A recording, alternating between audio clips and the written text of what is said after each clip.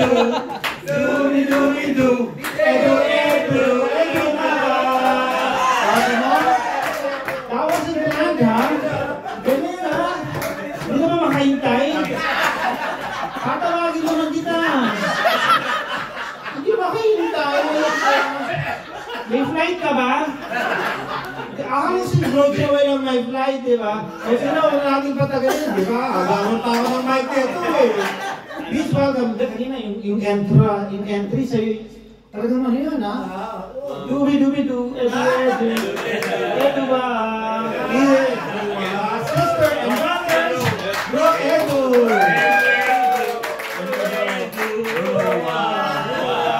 Ikaw na po, Eda. Gano'n ka kanta. Galing, no? Maganda yung kanta na yun. Ulit.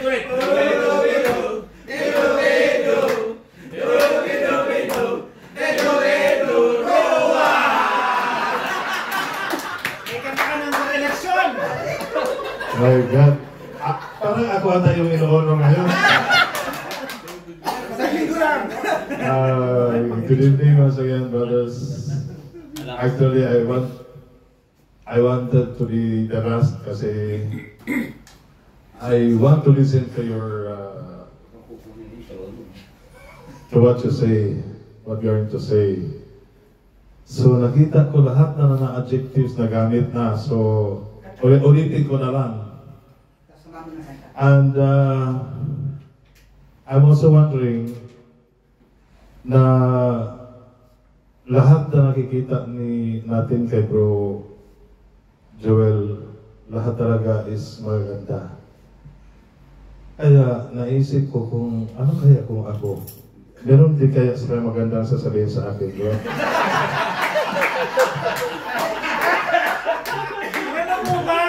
Because I'm gonna follow you. Not very soon, but I'm planning. But inisip ko kanina, I'm just wondering if you also have something nice to say to me. Well, we are honoring Bro Joel. Sabi ko kanina, sabi ko na nga na lahat na sabi na magaganda. And they're all true. Lahat totoo. At hindi ko maisip na binigyan tayo ng unit head na katulad niya. Marami na akong nadaanan ng mga household head, unit head. Pero ano yung sabi ni Bro Elvin na nalilito siya kung sinong leader ako. Kasi nililideran ako eh. Kung ano yung sasabihin ko, susundin ng unit head. Kaya hanggang ngayon, ayaw ko talaga yung ganyang trabaho. Nashare ko kanina kay Bro Hill na I really don't want to even household head. I don't want it. From the beginning. Kasi gusto ko yung member lang, pwedeng attend, pwedeng hindi, ganyan. But I am going there na hindi ko maisip na after all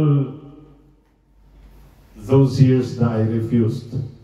And then, ngayon lang, so, our personality, kami, kung ano nakita nyo, totoo naman talaga, I admit it, na binibiro lang, we are just joking here, but totoo talaga, we are opposite. Yung sabi na sana hindi magagalit, you know me very well, ha? So, how? Ano kaya kung it's just like I'm revealing now something, no? So, anyway, going back to Bro Joel's honoring, it's true that he is really, as I wrote in a note, Bro Joel is an honorable and respectable person. And then, at first, I didn't see the generosity. Napansin ko na lang siya nung medyo tumagal na nagpaparinig ako sa kanya yung yung pagkain, yung ganyan. So, after that, parang nakita ko na doon yung pagka-generous niya na Generous. Sorry, my pronunciation is wrong. Correct my pronunciation, bro. Generous. Yung pagka-generous niya, talaga naman, ay kaya din siya. Talaga naman. Meron siya. Kaya, yung madali siya mag-share. Kaya, thank you bro for sharing your resources and your generosity. And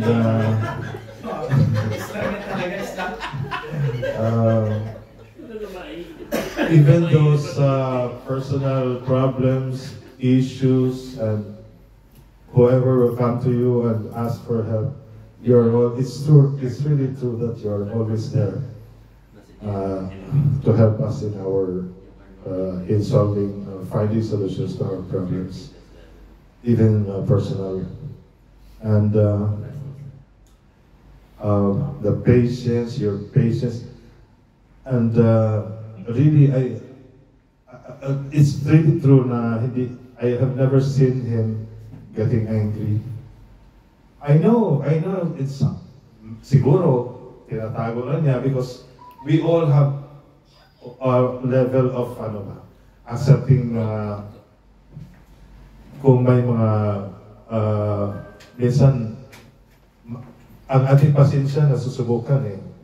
Okay? Welcome. Bro Arnold Ingles. Minsan nasusubukan ang ating pasensya. But he remained cool at calm. Okay? Kahit na siguro sometimes dito ka. Dito ka. Huwag ka muna mag-ingay ha, kasi nagsasalita pa ako. Takot ko na lang sa'yo. Okay. Yun din, di ba yung mga biro-biro sa mga friends or sa Facebook, how to be you po? How to be you po? It's always that I always think, how to be Bro Joel? How to be like Bro Joel? Kasi mahirap yung personality na ganyan that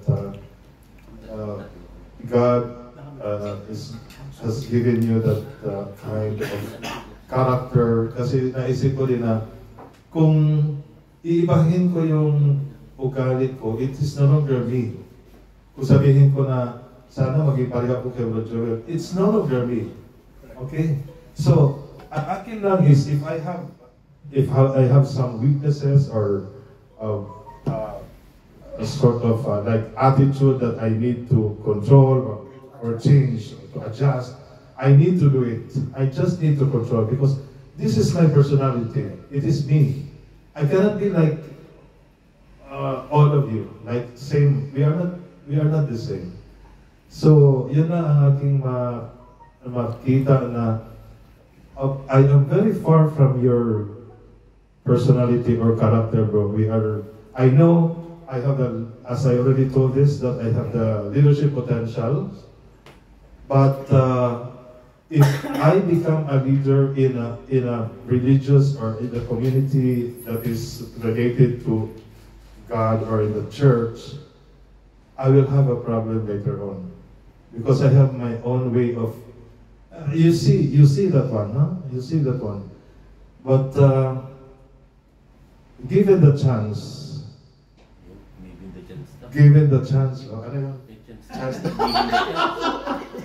we just talked this afternoon, but maybe emulate. Tama ba yung karoon ko? Na I will try my best. And that's how I honor you, bro. Kasi lahat na sabi ko sa iyo, as I said earlier, na lahat ng mga unit heads before, naniniwala sa akin, paano sabihin ko, ito household, ito yung maging household, ito, ganyan. Sinusunod ako, kaya yun bro, na akala mo ako yun. Didira na ako. Pero, sabi ko na kay Bro Joel na, bro, I have the gift of prophecy na. I prophesy na mayroong susunod sa iyo. Yung prophecy ko na yan, ewan ko kung... No, ang sabi ko lang, God calls you to become the next leader. Yeah. Hindi ka man naging mayor, pero eto na. Dito ka pala magmamayor. Diyan ka kalala. Dito mga konsehal mo. Bro, grabe yung in-Englishan mo, bro. Grabe. Parang kinakabahan ako nun. Kinakabahan ako lang. Huwag kang matakot, basta siya na. Amen.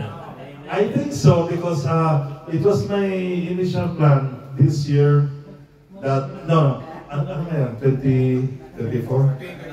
2023, it was my initial plan. I'm open. I was already telling that if I decide to go to leave Oman for good, it will be last December because of that plan that Mayor plan. So I think the direction,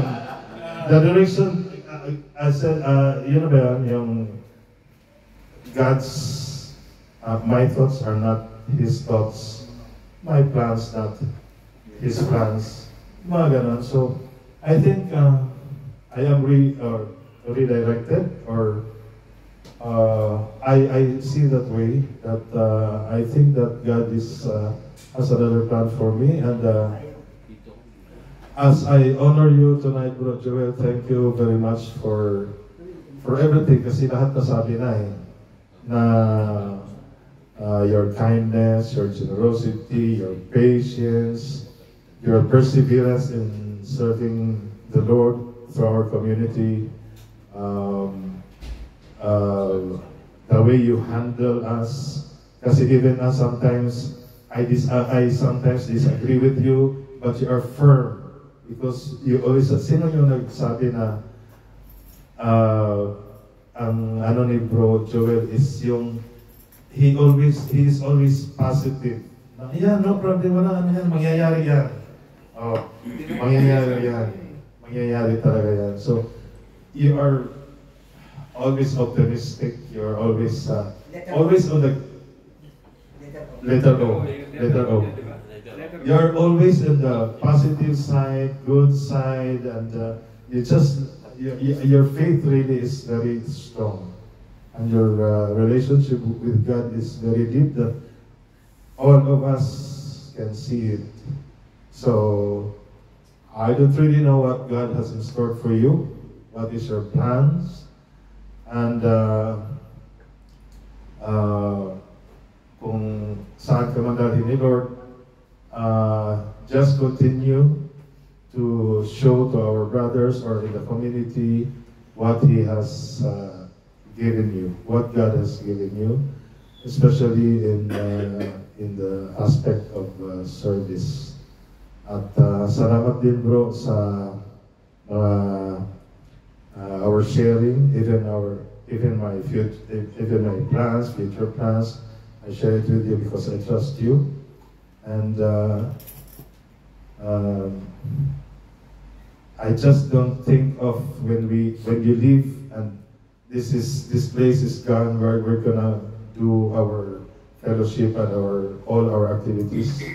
So you just keep us in your prayers, and this is not the end of everything, because all of us will eventually leave. Nauna ka lang, bro. So, lahat tayo magka-hiwalay lang for good purpose. So, farewell, but not goodbye. Farewell to you, my friend. Walang kanta. I don't